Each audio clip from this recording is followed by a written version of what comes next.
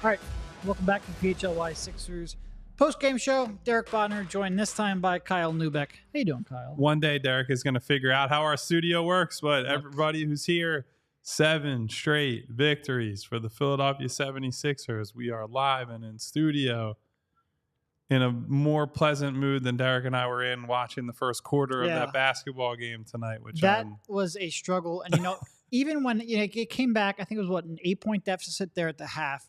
And you said, you're going to have to talk about a win, but it's going to be a very frustrating win. And then Tyrese Maxey came out, had an incredible second half. Joel Embiid sort of refound himself. D'Anthony Melton even made a 3. They sort of got their 3. I think they were at 1.5 for 18 from 3-point range. They ended up making a couple to help push it towards the end of the third and extend the lead. They got the free throw line a lot. They got a lot of extra possessions, and they ended up with a pretty easy win going away. I think the star certainly was, Embiid. Mike Muscala?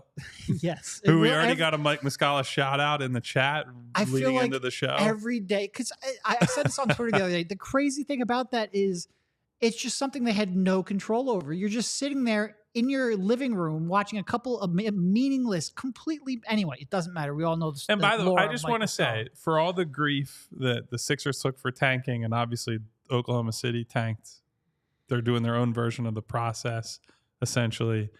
They played to win that game despite the fact that they had all the incentive to just punt it away and lose. And so the Sam Presti notably was a Sam Hinkie defender in the dark days of the process. So I think it was like a karmic full circle moment for Mike Muscala and the Oklahoma City Thunder to help the Sixers get Tyrese Maxey in a real roundabout way. Yeah, no, when they were trying to have lottery reform, Presti was a real big backer. That was one of their first real allies.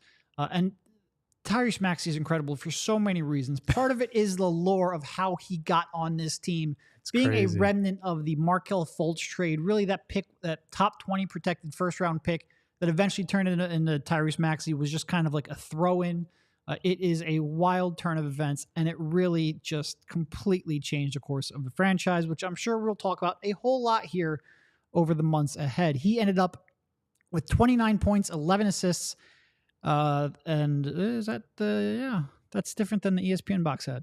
All right, I'll have to look into that. 29 points, 11 assists, 3 steals, 6 rebounds, 0 turnovers. That's the second time this season he has had 10-plus assists and 0 turnovers on the season. And there's only one other guy done in the entire NBA. Chris Paul did it once. Nobody else has done it. Maxey's done it twice here.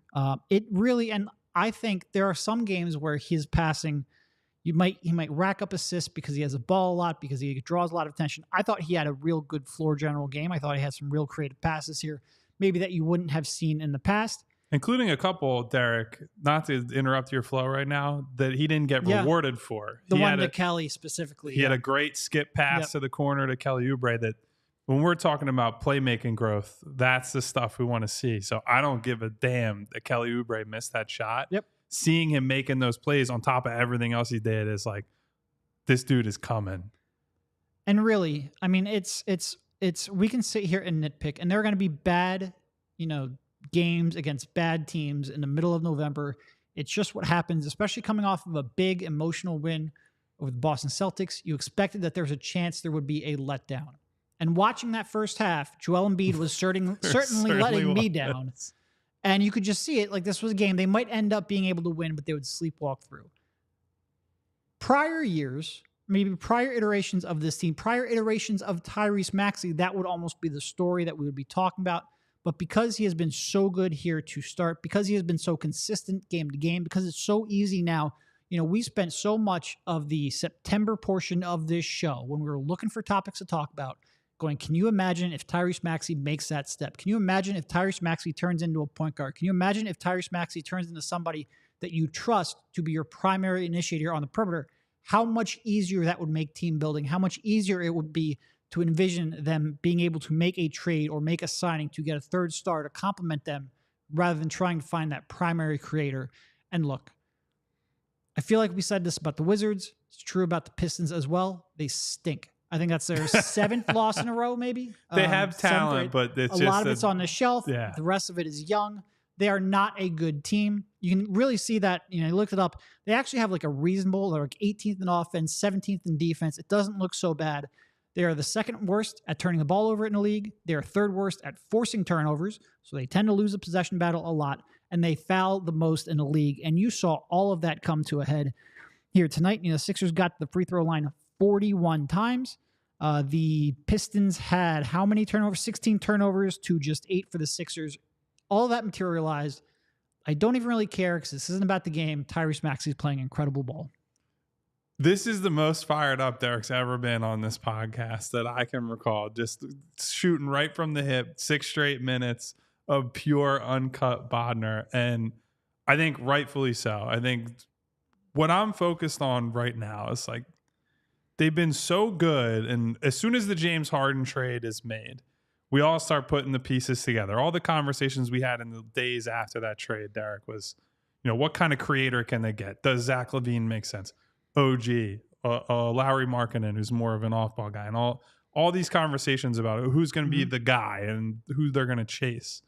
Well, right now it seems to be becoming clear the number 2 guy on this team is and will be Tyrese Maxey. The way he is playing right now, and frankly, the way he's persevering through tough stretches, because that was not a 48-minute masterclass, right? No. I think the first half of that game, he's leaning too much on the floater. Yep. He steps out of some open threes. He didn't really have his rhythm quite yet. But notably, and I wrote this in the recap I put up at all PHLY, he got to the free throw line a bunch, and he's sustaining himself a little bit there. And he's in some lineups that maybe didn't work that Nick Nurse goes away from in the second half. And then when that fourth quarter opens up, and that used to be last season, that was the James Harden stretch, right? It was him and George Niang and some of these other guys on the bench. And James would carry that group until Joel comes back, and Joel comes back for the finishing kick. Well, now that's Tyrese Maxey time. He did it against Boston, right? He scored a bunch of runners and floaters to keep them out ahead of Boston the other night. And then tonight, he basically delivered the final haymaker the Sixers needed to take that from, what was it, like a 5-6 point game going into the fourth quarter. And then Tyrese turns the Jets on and frankly turned the defense up with DeAnthony Melton. Mm-hmm. That honestly, you're talking about his playmaking, and rightfully so. That's what we've been talking about as the big point of emphasis for him. For Tyrese to leave an imprint on the game consistently on the defensive end, to rebound the way he is, like the 6 rebounds a game and 6+ rebounds from Tyrese at the guard spot, your smallest guy on the floor. When you're getting all of this from a guy that had question marks across the board as the lead guard this year, that just solves all the problems you have, and all the mystery about, well, what do they look like without James is now gone. Joel's the alpha dog, but Tyrese is becoming a really capable number 2. A lot of times it's a 1A, 1B situation, and they're really good at playing off one another already. Like there's so much to be excited about with this team right now, and almost all of it flows out of Tyrese Maxey. Yeah, and they ended that third quarter. You know, there was a couple of big threes. One of them from Melton. I forget who hit the second one. Might have been Batum. Then there was a Maxey Embiid pick and roll where they got the final basket to really push the lead. And look, there will still be occasional times where he misses a pass. I think he missed Cov on a roll to the basket. He was pretty wide open. I think he just couldn't see him. He's too short. But he's growing so much. And I think he's certainly one player where every time you go, I'm not sure he can do that, I might just be done ever saying that. Because every time I do that, he's like, no, I'm going to come back and be really good at it in like a blink of an eye.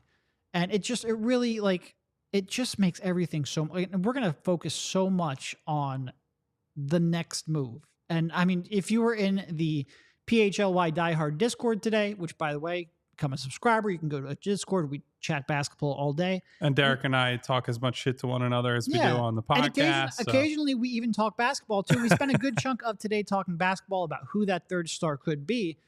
Not even necessarily third star, because we sort of veered away from that. And Tyrese Maxey impacts that in so many ways. And for the early returns to be this good, and for him to be averaging, what's he averaging after this game? Probably like almost 8 assists at this point. I'll see what NBA.com has him at. 1.2 turnovers or something absurd like that. I looked it up coming in because I'm writing a story on it. He's averaging like 6.6 assists per turnover in the half court. Usually like an assist to turnover is boosted in transition because you get some easy opportunities. His assist to turnover ratio, he just doesn't make mistakes. And in the past, I used to criticize that because, he wasn't taking enough chances. He was wasting basically scoring opportunities by not being willing or being, creative enough to make those passes. He's not missing those anymore. It is really incredible to watch a guy grow the way he has grown and become a really learn on the fly at a position he's never played before. It's just like, I feel like the Sixers got bit by so many different weird bugs over the course of Joel Embiid's career, and they finally got one to go their way. And he might, I used to talk about Markelle Fultz, and I don't mean to bring up like a negative here because we're on a good vibes podcast right now. But I remember looking at Markelle Fultz and being like, that was a time where the Sixers could have gone from, an interesting young team to a potential dynasty, and that not turning out hurt them so much. He's turning into what I think a lot of people hoped Markelle Fultz could be, and they got him at the 21st pick, which is crazy because of the expectations that surrounded Markelle. We have a super chat from Ernest Peterson. Thank you very much, Ernest, who says, watching the post-game presser 2 games in a row, Nick Nurse has admitted to a coaching mistake, and that's unfamiliar territory. LOL. I mean, yeah, like it's been super refreshing. Not only the press conferences are one thing. You and I probably care much more about the pressers than the average person because we're the ones directly dealing with Nick compared to people watching at home. But I think something that was noteworthy tonight was after playing Marcus Morris in the first half, and Marcus really stunk it up. Yes. But it's like, to put it lightly. If Kyle and I, I joked because we've done some watch-alongs here, specifically Phillies watch-alongs for playoff games. And when Kyle and I or Rich are watching game, we sit there, we type, we take notes, we rewind, we rewatch. Yeah. There's not a whole lot of emotion because we're really tuned in and working. We are dialed in. We spent a good chunk of time complaining about Marcus Morris in the first half, for sure, for sure. So for Nick to come out in the second half and say, that guy's getting sent to the phantom zone and we're never going to see him again, that's a great example of the difference between the team this year and the team under Doc's leadership. Now, Doc, we've said many times, often had a good plan A, but Nick has been much more willing to move off of their plan A, which has worked plenty already, and say, okay, I don't want to do that anymore. I saw enough of it. I'm going to go back to either what has worked in previous games, or I'm going to try something different based on this opponent. We're going to move things around. And that's to his tremendous credit. And honestly, while we're talking about Maxey, Derek, because I don't want to get too far off of Tyrese quite yet, I think some of the defensive stuff, I think you're seeing Tyrese benefit from how Nick wants to play, where some of these steals that he's creating are just simple scheme things and scheme tweaks where Nick wants them to stunt and pinch middle more. And so Tyrese is using his speed to beat guys to spots, get his hand in there. And then, look, if Tyrese is able to create turnovers, he's the fastest guy on the floor in 99% of basketball games, right? And if you cut out that moment... push back on that. You can't have 99% of basketball games because there's only 30 teams. So we'll call it 97. You could tell you went to school for math-related things. I'm just being a pain in the ass. I know you are. But when you can cut out the middleman between, instead of Joel gets a rebound and has to outlet it to Tyrese, and it's Tyrese stealing the ball by the elbow or the top of the three-point line, and then he's just out, nobody is staying with him. And if anybody does stay with him, more than likely he's going to have somebody in the trail spot or on the wing that he can hit a shooter and create a high-value shot for them. So, look, I think he needed to get better defensively to be a number 2 type guy on a contending level team, but he's exceeded my early season expectations for him there by quite a bit. Yeah, and I'd have to really sit down and rewatch a little bit because one of my bigger complaints with him last year wasn't even getting beat defensively because of his size and his lack of physicality. And I think he's gotten bigger, maybe not where he needs to be, but I think he's gotten bigger. It was a miscommunications, and so many of that were in actions that involved Harden, and you never really knew which one was miscommunicating. I don't want to say necessarily it was Harden. It's Case closed. It's possible Tyrese just got better at it, but you're seeing way less of that this year. Way less. Yeah. All right. Let's take our first quick ad break, Derek, and then we'll get right back to the post-game show. Obviously, want to thank our new sponsor starting this week, Pennsylvania Dairy Farmers and Team Chocolate Milk. Professional and college athletes have known about the power of chocolate milk as a refuel and recovery beverage for a long time.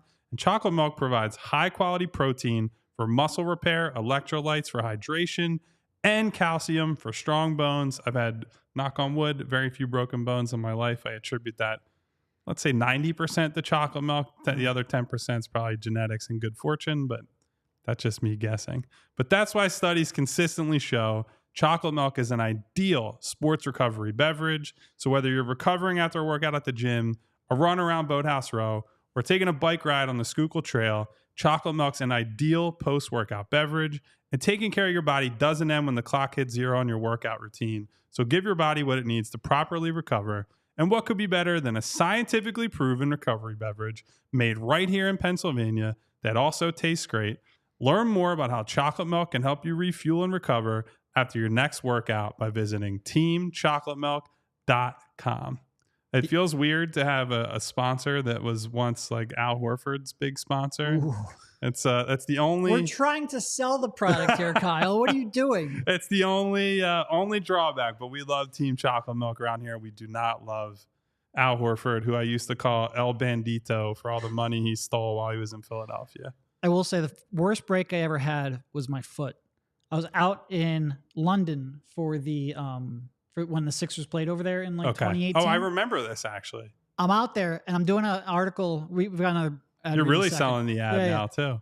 We're doing an article where I'm like meeting a bunch of fans and like basically documenting their lives of watching a team with a 6-hour difference and how they became a fan, all this stuff. And I'm meeting somebody in my hotel lobby and it's like, a flat floor and then like 2 small steps down and then flat floor again. And I'm going out to greet him and like I'm getting ready to shake his hand. I don't see the 2 steps and I just like step in between them and just completely broke my foot. And I had to spend a good 3 or 4 days out there with a broken foot hobbling around. It was not fun. But see, Derek, all you needed was to drink more chocolate milk and that never would have happened. I needed a lot of chocolate milk for that one. That foot was effed up. All right. One more quick word from Wheelhouse. I, as a kid, used to spend a lot of time at, trading card stores. I had one very specific one, card and memorabilia store. I remember going there for a bunch of autographs, met Pete Rose there actually before we realized who Pete Rose was. Anyway, I've always liked cards. The place I used to go to as a kid had absolutely nothing on Wheelhouse. Wheelhouse is our go-to sports card, gift, and apparel shop in the Delaware Valley. Their motto is cards and community because love of sports unites us all. They carry all of our favorite card brands like Topps, Chrome Baseball, and Mosaic Football, as well as t-shirts, hats, and hoodies from brands like Mitchell & Ness, 47 brand Junk Food Starter, and Shibe Vintage Sports. Looking to grade your sports card collection? Wheelhouse offers PSA grading submissions. They also host tons of different family-friendly events and birthday parties every month. In fact, they recently had former Sixers minority owner Michael Rubin there. Oh, look at that. And also James Harden friend, but we'll look past that one. Stop into either of their stores in Wayne or Westchester. Open 7 days a week at 11 a.m. Use code PHLY and get $10 off any purchase of $25 or more in store. Also, be sure to give them a follow on Instagram at Wheelhouse Cards. I want to sort of like loop back because you were talking about Nick a little bit there towards the end. We didn't want to overshadow the Maxey segment. We could still have another Maxey segment as far as I'm concerned, but he is certainly a fun one to talk about. Nick has been, obviously, they're 7-1. They're playing his brand of basketball. They're succeeding. But even just the little things, like they came out, they had DeAnthony Melton on Cade to start the game. Cade makes a couple of really tough shots. I'm not even really sure that they were Melton's fault. I thought they were pretty well contested, but Melton's a little too short. Yeah, Cade could have hit him with the too small if he really wanted to. Just comes out. Oubre's on him in the second half. Start the third, doesn't get nearly the success. The kind of adjustments that maybe weren't always made in prior years. He is pushing all the right buttons so far. And it's just fun to watch. They're a fun team to watch. So Kareem in the chat said that the Clippers are ass. Have you seen the score at halftime of Clippers Mavs? I have seen comments from commenters. It is 77-51 Mavs over the Clippers at halftime right now. So to circle back to your point, Derek, that you were making about the miscommunications on defense with Tyrese and James and trying to puzzle out who might have been at fault. I might have an idea of who was at fault based on how things are going in Los Angeles. Even I think we were both pretty appreciative of the skill set that Harden had. Yes. Not necessarily Harden, the teammate or things like that, but in terms of like his passing and what he was as a scorer, not what he currently is, but what he was. He's never been a defender. He's always wanted to take the path of least resistance defensively. Oftentimes that means switching just because it's less work than going through a screen. And because that sounds like a system to me. Yes. Sounds like he's a system player within that defense if I had to guess. Anyway, they're fighting over screens more. There's probably a little less communication. Maxey is excelling for sure. For sure. I will say, and Rick brings up a good point in the chat, that Harden did mentor Maxey, and Maxey's credited him a lot for that.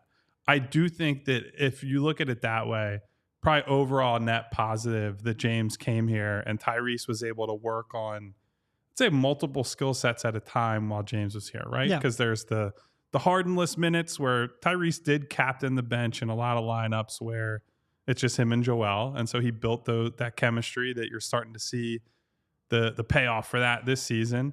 Then he's able to play off of James. So James is running the show, and it's the James Harden system, as he likes to refer to it as. And so now, like, if we look further down the line, Derek, and they do bring in another, not necessarily a Harden type player, but a higher volume creator or someone he's going to have to share touches with, Tyrese is in such a good place to just be able to toggle between those modes. And I think, honestly, the most encouraging part of this start to the season for him is that he's been able to walk that line between, hey, right now I'm the point guard and I got to get Joel going. I got to get this guy's shots. I got to find other people. And still finding that closing kick and basically biding your time for 2.5, 3 quarters. And then it's winning time. And he just says, this is my time to play and score and do whatever I need to do to get this team a win.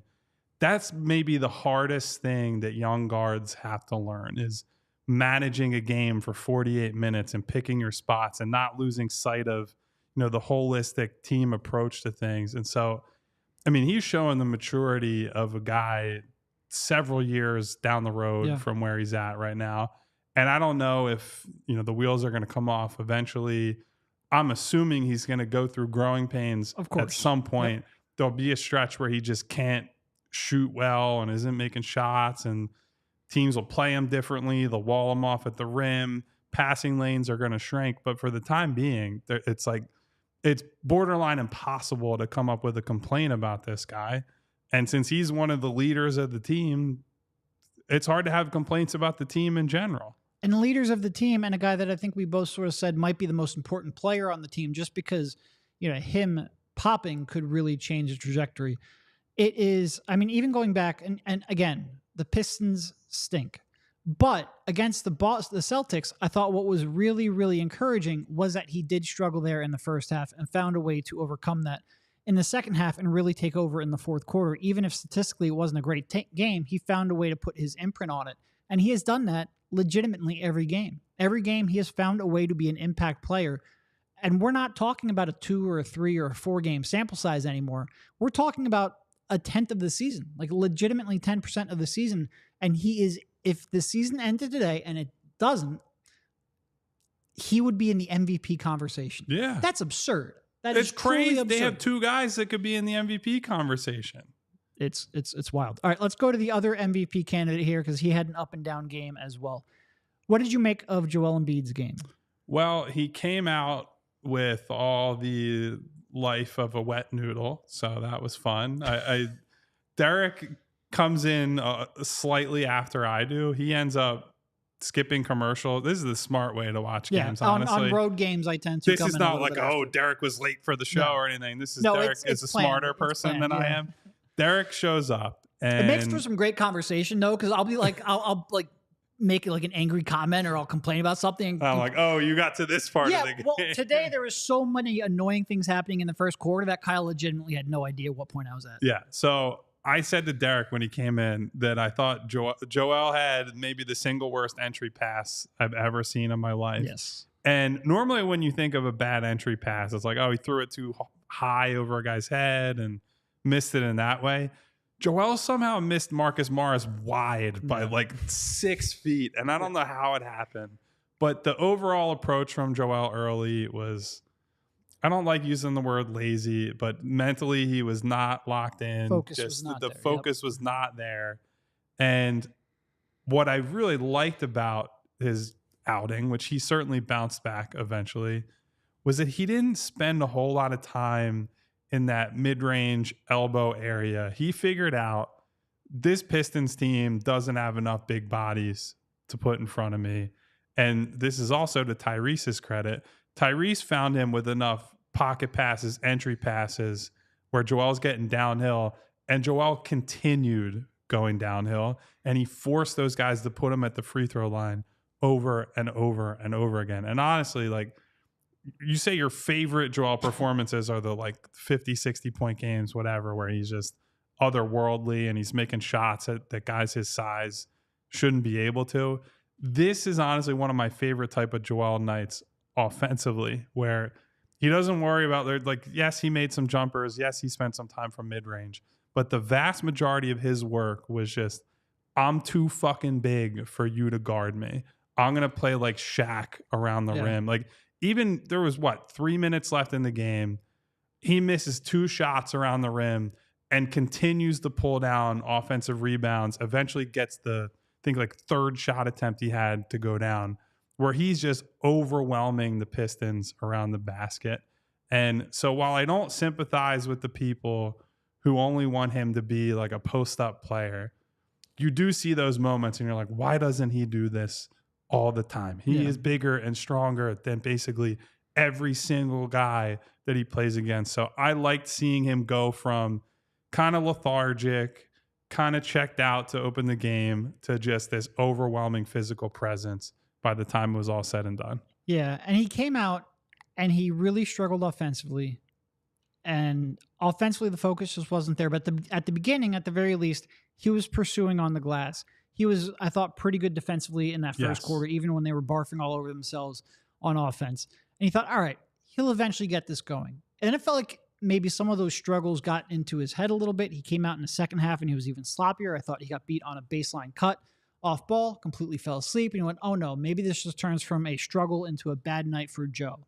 And for him to come out there in the second half and assert himself like he did. And again, the Pistons foul more than any team in the league. I'm sure that's not going to improve after tonight's results.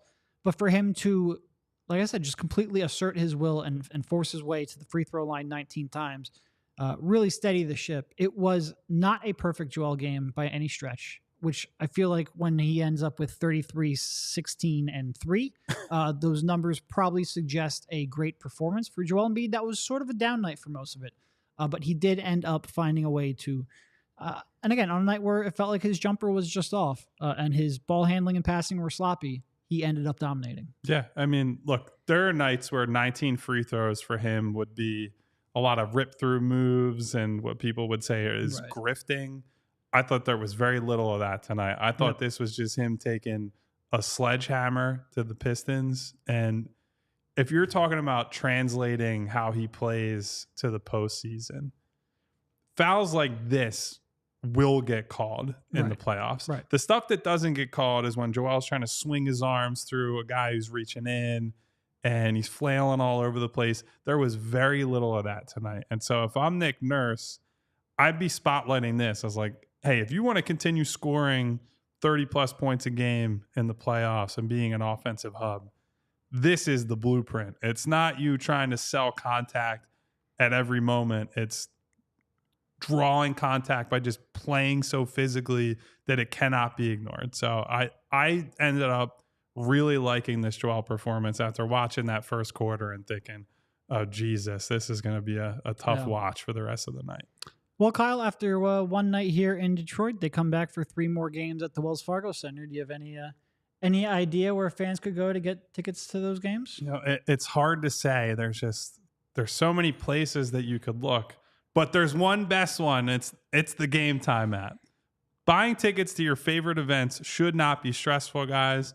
There's another in-season tournament game coming up against, I believe, the Indiana Pacers, if I remember correctly, Derek. They have 2 against the Pacers, and one of them is definitely the in-season. Yes. Yeah. Tuesday is the in-season tournament game, but certainly Sunday evening, Eagles bye week. You don't have any sports on the docket on Sunday, so could get down there for 2 straight Pacers games in the coming days. They're a fun watch, a high-volume offensive team.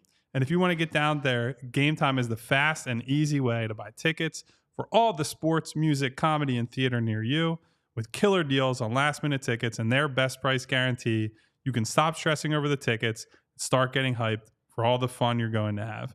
So forget planning months in advance.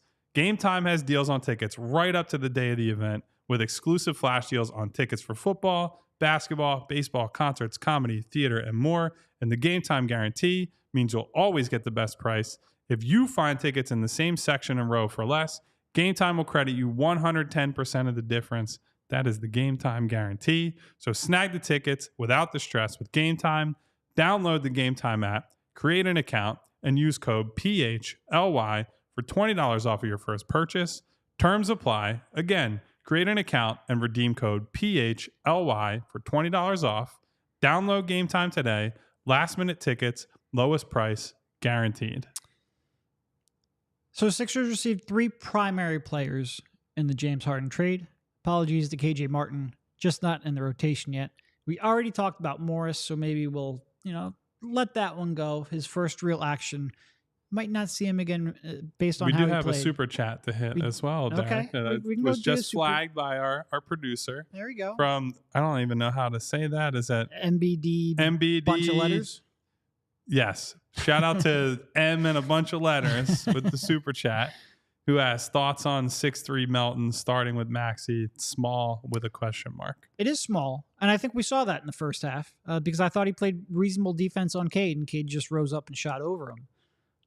But if he's making his threes and an occasional layup, not all of his layups, but maybe if he's shooting about the same on threes as he is on layups, I don't think we'd be complaining about him as much. Like the starting lineup has, especially with the starting lineup with PJ was a huge net positive. I don't really know why. It's not like PJ was doing much. The starting lineup as with we Kelly, have commenters point out, that PJ is a -20 in 6 minutes tonight. Yes, random stuff happens. The starting lineup with Oubre is actually a pretty big net negative, which you never see in the Sixers era. It just doesn't happen with Joel Embiid on the floor. I don't think that is largely because of Melton's defense, but it's not optimal. Like, do I worry about that size when we get in the playoffs? Yeah. In terms of navigating the regular season right now, I would just like for him to make an occasional shot and a layup, and I think they'll probably be fine. But we'll see what the team looks like after the deadline.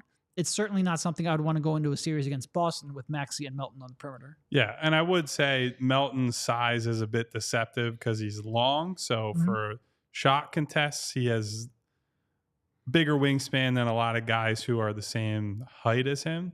But yeah, obviously, ideal world, you have Tyrese as your lead guard. You have a 6'6" or so off guard, 6'8" wings and forwards, and then Joel manning the middle. Like, if we could build the perfect team just based on physical tools, Daryl Morey would go and shop for those guys and put that together. But unfortunately, you can't control guys' dimensions. That's a hard thing to. That's why a lot of guys get overdrafted because of tools. That's why Kelly Oubre has gotten a ton of chances, despite the fact that he's been complete roller coaster during his time in the league. So, yeah, to Derek's point, I think if D'Anthony starts hitting shots, we're not really thinking about this. And look, I said this after the last game against Boston as well.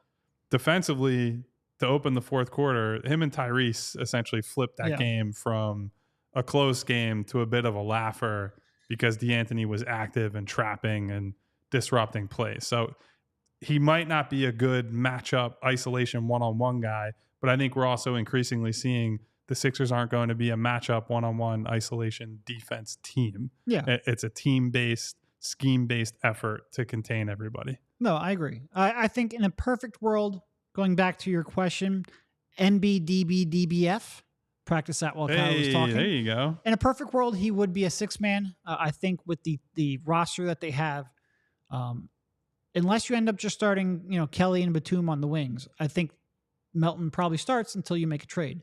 And if he makes his shots, then we'll complain about him a lot less because he does have other things he does well.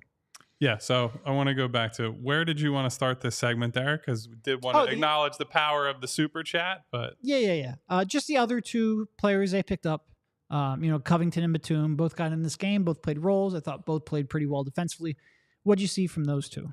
I mean, Cov had 4 steals in like 13 minutes, I believe, early in the game. In terms of like steals per 36 or steals per minute, I think he's like right there. Yeah, just completely off the charts on that front. And I know you and Rich talked about this the other night, Derek, but Cov in this system and just in this role, right? When he was here previously under Brett Brown, Cov's a starter, one of your better players, and was the default option to defend like every single good perimeter player on the other team. So there are some nights where that's Kemba Walker at his peak and Kemba's dropping 45 points because Cov is not a shutdown isolation defender. But Cov coming in off the bench and playing a role where he can, as we were talking about earlier, like with Maxey, he can pinch in and stunt and strip ball handlers. He can get deflections and passing lanes and just be more of an energy and activity type guy. That's just such a better position for him to be in defensively. I think every time he's gotten on the floor, we're seeing him disrupt plays, disrupt possessions. And so I've been about as encouraged as you could be with Cov. I think if you look at how the Clippers have played since Cov and Batum have left, they clearly are missing the connectivity that guys like that provide. Yeah. Covington on defense, I think Batum probably more on offense with the relocation threes. I thought Batum had a beautiful pass to Tyrese in the fourth quarter on a back cut tonight I believe that was a design play out of a timeout, I think. And so, two guys that sort of know who they are as players who come into the game. Nick Nurse doesn't have to really even ask them much. It's just like go out there and be you. And they've blended into this system so well because they're being put in a confined role that suits their strengths. And, that just speaks to the job that I think Nick Nurse is doing in control of this team. Yeah, Batum had a real nice segment towards the end of the half.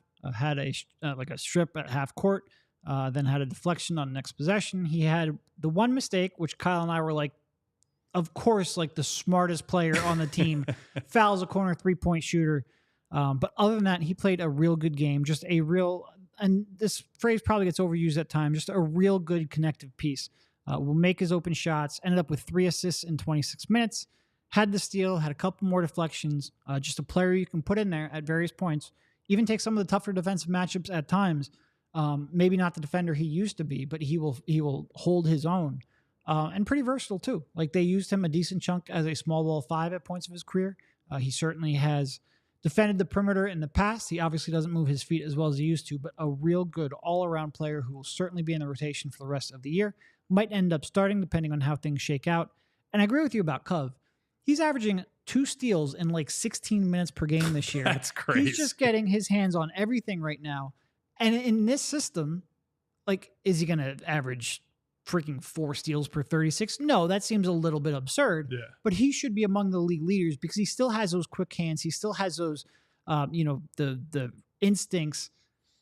He's been, and again, what did he end up with? 3 points tonight? He made 1 3-pointer on 3 attempts. He played a very good game of basketball, and you're right. It helps him just fit into this role, just cause chaos. He's almost like a 3-point shooting wing version of Paul Reed at this stage, just with a little better decision making. He's been solid for them. Solid. Well, and think back to Cubs' first tenure here as well, where a lot of those guys had to scale up what was expected of them offensively because the team was being run by a lead guard who was scared to shoot the ball. Right. Whereas now they have an actual guard doing actual guard things and running the offense and scoring himself and hunting his own shot and is able to run a pick and roll because teams will defend it like they would a normal pick and roll basketball player. So, Cov can go like 1 for 3 or 1 for 4, and Nick Batum might not have a good offensive night, but these guys can still be net positives or even overwhelming positives in some games because they're not going to be asked to go out and create and drive more. Like, yeah, maybe Cove has to occasionally beat a closeout and try to drive to the rim, but it's not going to be, hey, Cubs got to go 4 for 9 from 3 for him to be a valuable role player for this team. So having the bookends in Tyrese and Joel, and frankly, we haven't even said his name, Derek. Having Tobias Harris as your third guy, points, and we haven't mentioned 24 points on a hyper efficient night where you can throw him the ball in the mid post, you can throw him the ball in transition, running the floor. He's going to hit catch and shoot jumpers in the trail spot, maybe in the corner. And to have him scale up in the way that he has and plays so well, like I almost feel bad how little I've talked about Tobias in general since the season has started. It's just that Tyrese has been so overwhelmingly good and overwhelmingly good relative to the expectations we set for him. And then Joel's the reigning MVP that we've allowed Tobias to get lost in the shuffle a little too much, I think. Agreed. Tobias was really good. And he's been pretty much like maybe Boston was possibly his worst game, but he's been pretty good every game throughout the course of the season. Like Tyrese, he's found a way to make an imprint pretty much every night. And when your top 3 players are doing that, you're going to win a lot of games, as you can tell by their 7-1 record. Lucas in the chat saying, if we were to call Coach of the Year right now, would it be Nick Nurse? He would almost have to be. The only other one you would maybe think of is Finch in Minnesota, just because they got out to that strong start. I've been patting myself on the back for Memphis. Derek gets some credit that was my preseason Coach of the Year pick. For Minnesota being better than I was expecting them to be. They're 5-2 with the number 1 ranked defense. I'm not sure the defense will stay that high, but I expect them to be towards the top. He has them playing very good basketball and with some impressive wins. Like I think they're the only team to beat the Nuggets. So it would probably be one of those two. Obviously, it's early, but it is. Yeah, Nick is 100%, if not the front runner, then right there. Yeah, and I wonder what does Vegas say right now? I'll look that up. It's a good question. There's some trade chatter in the comments. I want to make sure everyone's aware there will be no trading of any consequence until January, and so we do have to try to enjoy. Very early. That's the very earliest it can happen, but I want to make sure everyone is enjoying this. It seems like people are absolutely thrilled with the team right now. We did get a shout out from, I believe it was Brian. Whoa. Oh no, from MBD DBF. Shout out to Jameer Nelson, who did get promoted to GM of the Blue Coats today. Love Jameer, is a super nice guy, and I don't interact with him a ton covering the team these days, and he's not often around the big club, I'd say, at this point, but good guy to root for, obviously, Philadelphia through and through. So to see Jameer get a well-deserved promotion, feel good for him. Without looking it up, who do you think is the front runner, according to Vegas, for Coach of the Year? So the reaction you made saying, whoa, makes me believe it's not Nick Nurse. It's not. He is 6th. It's not my Finch guy. is 7th. It's not my guy, right? Dagenau? No, he's close. He's actually 2nd. Is it Missoula? It is Missoula. Okay. Which it's just like pick the coach that's going to win the most games. Yeah, I guess what it's not shocking, I guess. But you talk to people that follow the team, that cover the team, they're not convinced of him as a coach, and he's favorite to win Coach of the Year. Coach of the Year is often that way, right? Yeah. Spoelstra, has he ever won Coach of the Year? Has he won it maybe once? Oh, he has to have, right? I don't think he has, because I think Miami Heat people are really butthurt over it. I mean, if that's true, then they have a very valid gripe. Yeah, that would be incredible. Broadly, he's seen as the best current coach in the league. And has been for like a couple of years running. 3. Yeah. So to never win it or to not win it, I don't think he has, because they were only good in the regular season when LeBron was there. And he was never seen as the guy who's actually making the difference on that team. And rightfully so in that example. But anyway. No, his highest, he was runner-up twice in 2013, 2017, 3rd in 2022, and 4th in 2020. Yeah, Coach of the Year is nonsense, is the moral of that story. All right, you want to talk about our good friends at I'm still FOCO before we... If I were a Miami fan, he'd probably get a FOCO of Spo. He's the face of the franchise. Heat, Spoelstra overalls. You think you'd look good? I don't know if they have them, and I'm sure none of the people listening right now are interested in that. But yeah, it still blows me away that he's never won. Yeah. Anyway, FOCO is a leading manufacturer of sports and entertainment merchandise with a product line that includes apparels, accessories, toys, collectibles, novelty items, and more. It's the best officially licensed gear for all sports and fandoms. With it being football and tailgating season, it means that overalls, hoodies, hats, sunglasses, bags, everything you need for a game, FOCO has. And FOCO has hooked PHLY up, provided awesome pieces for our sets. You literally look at the stuff every day. FOCO always has our back for Philly sports, and they have yours too. Get the best gear around by using the link in our description. For all non-presale items, use a promo code PHLY for 10% off. Quick update on Clippers Mavs. Dallas 115. LA 89 after 3 quarters. So the system having a tough time, I would say. And I will say Luka is insane. What are his numbers right now? He's got 42, 6 and 6 on 16 of 20. Oh, that's just disgusting. He's up to 32, 9 and 9 on the season. Just an incredible offensive player. And one of those guys that I think a lot of people had uncertainty how much that would translate. You watch him overseas, you're not sure. He's this big, barely in shape, relatively unathletic guy that you're like, I don't know if this is going to work in the NBA. Boy, is it working. Yes, it is. Yes, it is. It was a very hotly debated topic coming into that draft. He's incredible. So do we want to get to any negatives before we're out of here? Well, I mean, we talked about Morris. We talked about Embiid's start. Really just the whole team to start. What other negatives did you have? No, I mean, I mostly just wanted to dump on Marcus Morris some more for being terrible. Like we just said, he was terrible. I think you could see why he was out of the rotation in LA, right? Where defensively just completely apathetic. And when he wasn't apathetic, his reaction time was so slow that guys were back cutting him and he's like having to do the lazy just slap down, foul, and free throws.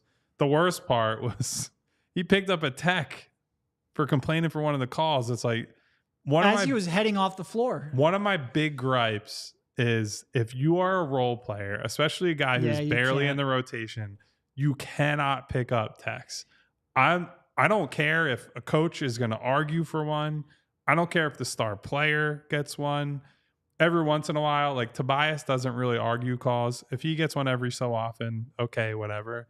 When you are the fringe 10th player in the rotation and really should be like the 12th or 13th guy, more likely, you do not get to pick up technical fouls. That is simply not allowed. And if it were up to me, he would have been benched right then and would never see the floor until he could prove he was not going to get another tech. So that's my piece on that. But he was just terrible. Look, he's 34. He looks like he's an old 34.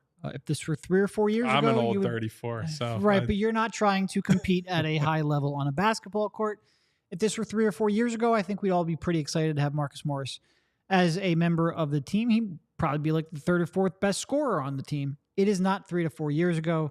He looks like just don't expect anything out of him. Yeah. But quite honestly, with how deep, and I don't know if I've ever said this before in my time, and I've been covering this team for a while. I'm pretty #old. I don't know if I've ever been like, they're good on the wings. They're good at forwards. They don't need anyone anymore. It's really weird.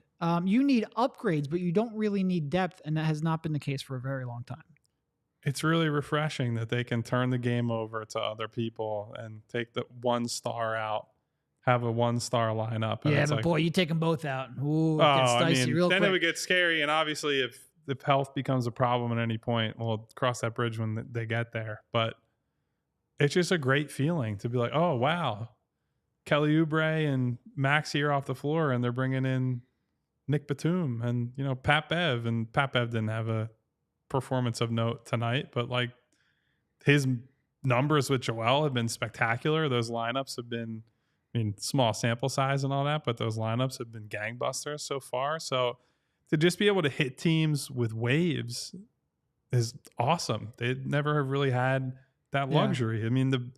The closest that I think you and I believe they were to winning a title was probably 2019, right? Where they maybe had 6 guys. They had an awesome 5.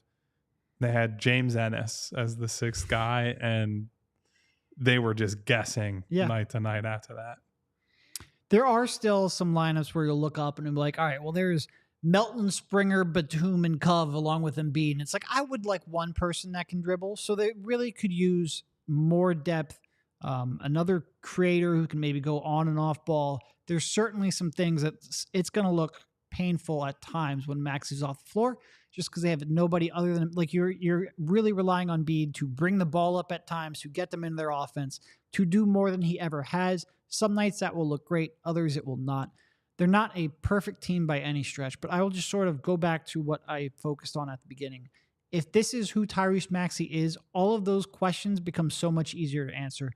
And all signs are incredibly positive at this point. We have another super chat from Ernest. Shout out to our guy, Ernest Peterson, in a big way. He says, I blame Kyle for my obsession of wanting Lauri Markkanen on this team. And look, the more that I watch this team play, maybe he doesn't exactly fit the defensive identity as much, although he has been better defensively in the league than certainly I expected coming out. But the more I think about it, the more appeal there is. Someone like that's just you cannot leave him alone level shooter.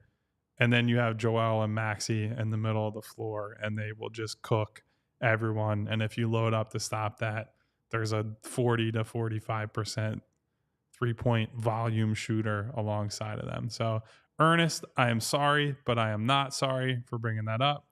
Here's the good news, though, Ernest. You can probably stop forgetting about him, because I still am just very skeptical that he will be available. Yeah. I think it's probably more likely that Utah tries to add to Markkanen than trade Markkanen, because quite frankly, they already have a lot of picks. He seems like a keeper to me. Unless there's something going on there that I don't know about, I would just be surprised. And again, I'm surprised all the time, so I could be wrong. But I think if I were Danny Ainge, that would be my keeper. Yeah, and look, there's no real. He's on a great contract as well. Yep, he's got one more year left, so it's not like he's going to walk. Yeah, I honestly, I think he might command more than OG just because of that extra year on the contract. He's actually not even really younger than OG, though. I think they're pretty much the exact same age. Yeah. OG is still pretty young for who and what he is. It feels like he's been around for a long time.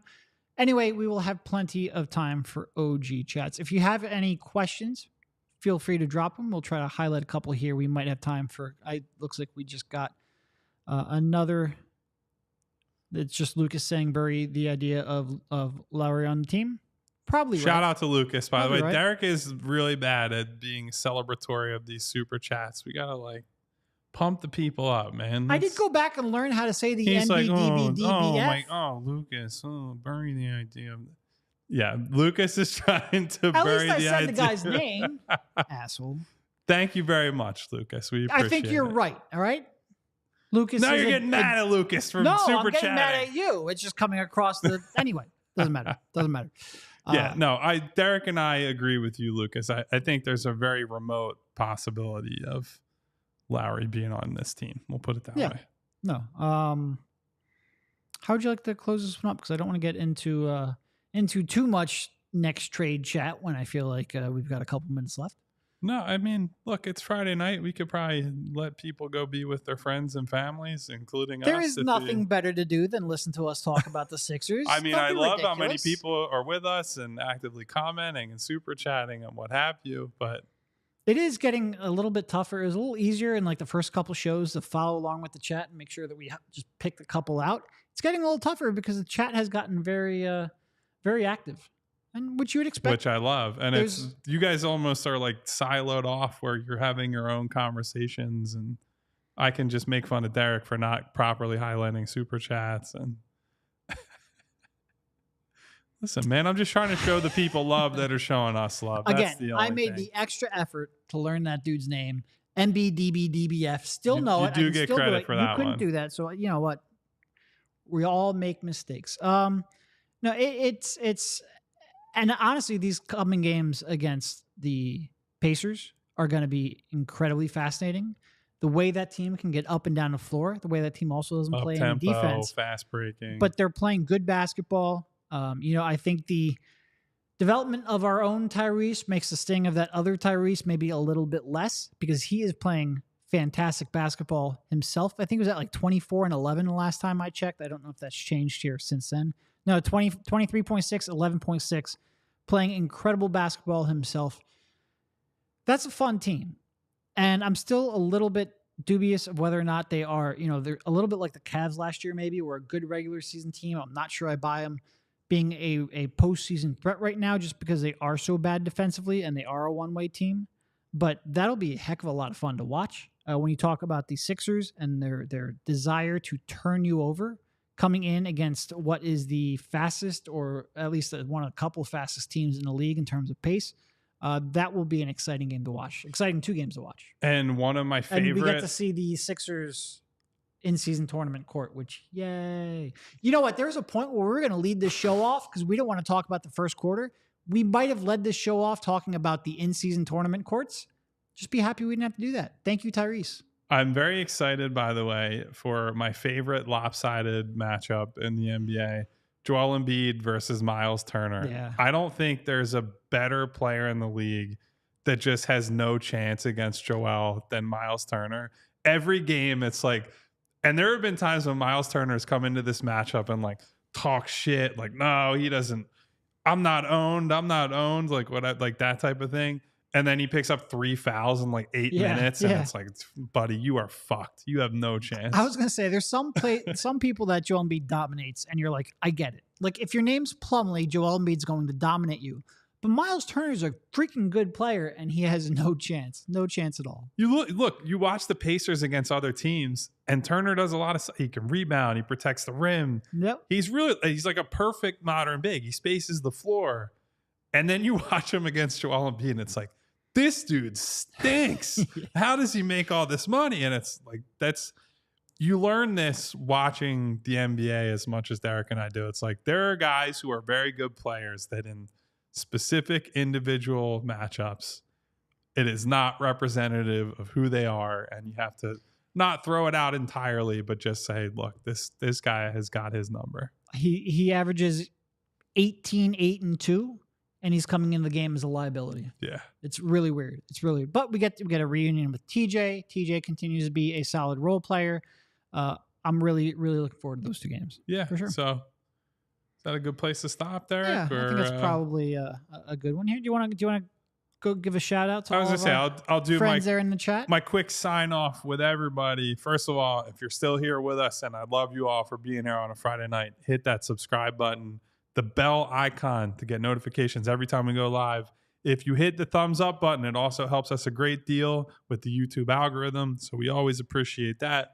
But thank you to Ronald. As always, I got my hoodie on just for Ronald.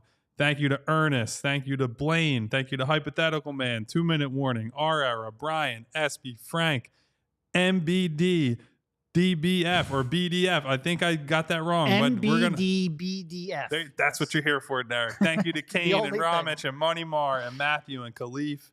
I love you guys for being here with us all the time. You guys make it more fun to do this along with us. 7 straight. They go for 8 straight on Sunday, and we will be back with you soon enough. We all see